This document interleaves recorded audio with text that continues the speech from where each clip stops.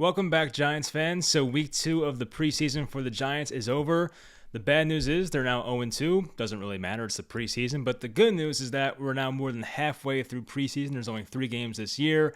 And we're getting closer to the regular season. Like, we're pretty much almost there. So there's only 1 game left. It's like a final dress rehearsal. I assume some of the starters will play against the Patriots in the final preseason game. I'm pretty sure the coaching staff has already said they expect the starters to play. And that's pretty much where we'll start. I think people had some problems with Daniel Jones and some of the other starters not playing today. Of course, the offensive line, the starters did not play there as well. But I don't really have a problem with it. I mean, the Giants had these joint practices with the Browns where Daniel Jones and the rest of the starters were playing. Things got very feisty, testy at some points. We saw Troy Hill, the Browns corner, and Sterling Shepard got in a little fight there for a little bit. But yeah, I mean, they had a couple of tough days of practice, and I feel like you don't want to put your guys at unnecessary risk. I mean, as I said in a tweet before, you can feel how you want about Daniel Jones. You can feel he's going to be a great quarterback one day. You could feel he's average. You could feel he's going to be a bust. But we all can universally agree as Giant fans is that if Daniel Jones happened to get injured today, seriously, the season would be over. There would be no, the Giants would have a very tough time surviving with Mike Glennon as their quarterback. So I will say, I don't blame the coaching staff for not wanting to put their franchise quarterback and QB1 out there in a preseason game that doesn't mean much when they just had 2 joint practices, or was it 3 or 2? They had a couple, at least, joint practices with the Browns the previous couple of days. So I have no problem with it personally. So Carter Coughlin, he does it again. He had a really good first game and once again pretty much left off where he was against the Jets. He had a great game here. He had another sack. The one downside he had was a pass interference. He did not turn his head on a ball up the seam. I forget who he was covering. It doesn't really matter. But that was the one downside he had. Some people don't like that rule, but that's just the way it is. But he had 4 tackles, had a couple nice tackles in the flat. So he did okay. He had a really nice game. And, I'm not going to come out here and say he's going to be a great player for this team for 10 years. But it's nice to have guys on rookie contracts, cheap contracts that you can trust to put in there as valuable depth pieces. And right now it looks like Carter Coughlin could be that guy. He was a 7th round pick in 2020. And if Giants can get another few years out of him on a very cheap contract, that will be very useful for this team. So you have to like what you see from Coughlin. We saw Reggie Ragland, nothing too exciting out of him today. I think he missed a tackle on a big run play, but, wasn't really a bad game for him. The offensive line looked better. We didn't really see many starters out there. That's the thing, but the offensive line wasn't noticeably bad in this game, so that's a positive. I've heard that, I think Bobby Skinner said this, and he's very good with the offensive line, so I'll trust him on this, that the center, Jonathan Harrison, played very well, so that's a positive. So no one really stunk, so that's definitely a good thing to hear about this offensive line because we have our concerns. Obviously, none of the starters played, not even Nate Solder, so, take it with a grain of salt, but it's nice to know that the depth pieces on this offensive line didn't crap the bed here in preseason game number 2. O'Shane Ximines, he played well in this game. I think he had a sack. He had almost another one in there at some point. O'Shane Ximines is a guy who, as I've said before, may be on the roster bubble, so it's very good and very encouraging to see him come out here and get to the quarterback and get some pressures. I was very happy to see that. As you guys know, I'm an O'Shane Ximines fan, so I hope he ends up making the team, and he might be one of their better pass rushers. I feel like as a pure pass rusher, Ximines is very talented in that regard, so hopefully he does, in fact, make the team, but we'll find out what happens in the coming weeks about that one. So the Giants backup quarterback situation, we pretty much learned a lot here. They have a backup quarterback. I forget the guy's name. Brian Lewerke. I hope I'm pronouncing that one right. But Brian Lewerke came out here and had a pretty nice game. He looked like he knew what was going on here. He had a lot of Daniel Jones vibes to him. So definitely better than Clayton Thorson. I will say he had some mistakes, but for the most part, Lewerke played, pretty much the way a competent backup quarterback should play. I'm not saying Mike Glennon's quarterback 2 jobs in any trouble. It's not, but to have a competent quarterback number 3 and not what we saw from Clayton Thorson was very nice. So Lewerke's been here for a week, so it's good to see that out of him.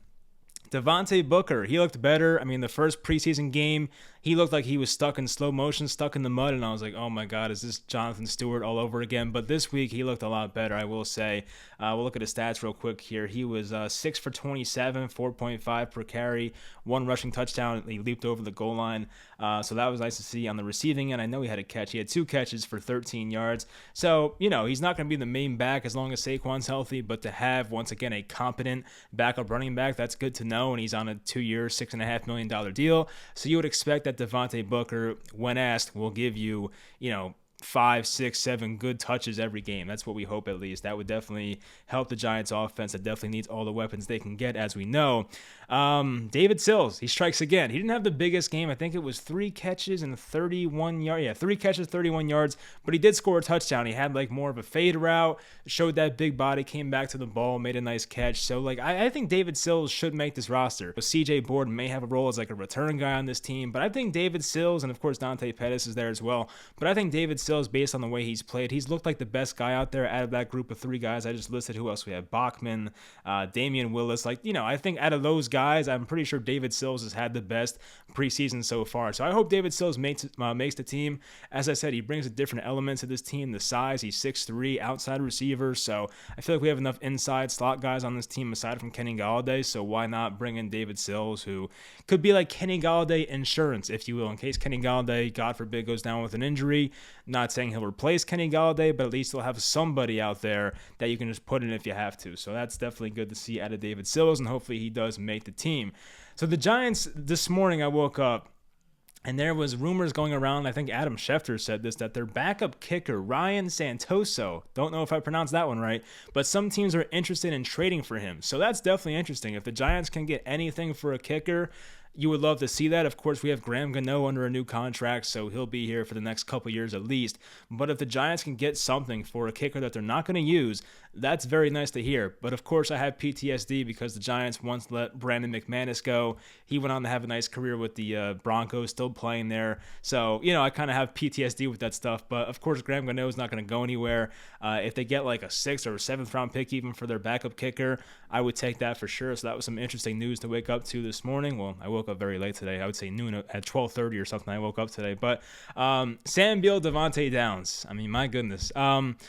I didn't see the appeal of Devontae Downs last year. They brought him back, of course, and once again, it's kind of just confirming what I believed. I don't have anything against the guy, but just too many missed tackles. He had one against, I think it's Demetric Felton, the rookie running back out of UCLA who played well. They had a couple running backs play well. John Kelly as well. He had a nice game for the Browns, but he had a missed tackle on Felton in the flat that got him an extra 10 yards. And Devontae Downs just doesn't do it for me. He's not a terrific athlete, doesn't do much in coverage, misses too many tackles. So, I'd be shocked if he made the team at this point, especially with the way Coughlin's playing and all that. But, it's just, it's confirming what I felt last year. So I feel bad for Devontae Downs, but it's not looking good for him based on how he played. And then you have Sam Beal, who honestly had a very, just lackluster rep on the outside. It looked like he was in great position to make a play. The receiver had a couple yards on him, but the ball was underthrown. And you would think if a ball's underthrown and the receiver has you by a couple steps, you're in prime position to make a play on the ball.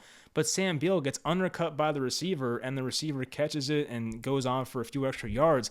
And Sam Beal just looked lost out there. He also missed a couple other tackles. I mean, he just did not look good. So, I mean, this, once again, was a third-round pick in the supplemental draft, and I think that was back in 2019, and it just has not worked out. I think Sam Beal is probably not going to make this team, so it sucks that we wasted, I guess, draft capital in the third round on a guy like that. So that's, not what you want to see. He's a guy who's had injuries, of course. I think he missed his first, I don't know how many games. How many games is it? 2 seasons? 32? I think he missed 26 of his first 32 games. So, he's had a lot of problems staying healthy. That's definitely an issue for Sam Beal. But even when he's been out there, we haven't seen much. Of course, he didn't play last year with the COVID stuff. So, we haven't really been encouraged with the way Sam Beal has played. So both of these guys, Devontae Downs, Sam Beal, they need to have monster games in preseason game number 3 if they even make it to that point, because I do believe the Giants have to make cuts after this game. We'll probably find out tomorrow if that happens or when those cuts happen. Cam Brown, special teams ace possibly. I mean, this guy was he was a 6th-round pick. He was after Lemieux, 6th-round pick in 2020.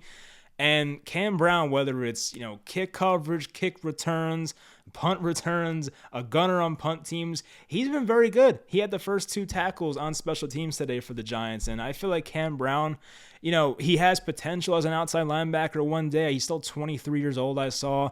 Still a young guy, but, when you're taken in the 6th round, you don't really have the highest expectations. If you blossom into something great, that's awesome, of course, but you can't expect a 6th-round pick to be a 10 sack per year type of guy.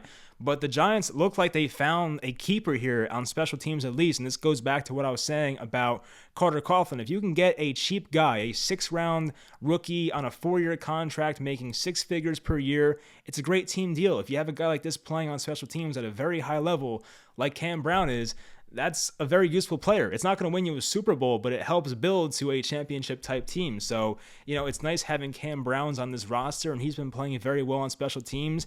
I remember last year we had that game-saving special teams tackle against the Bengals. I'm pretty sure he made a tackle around the 50, like a shoestring tackle. The guy was about to run into field goal range, and the Bengals could have won that game, but I remember he saved that game for us. So Cam Brown has had good moments in the past on special teams.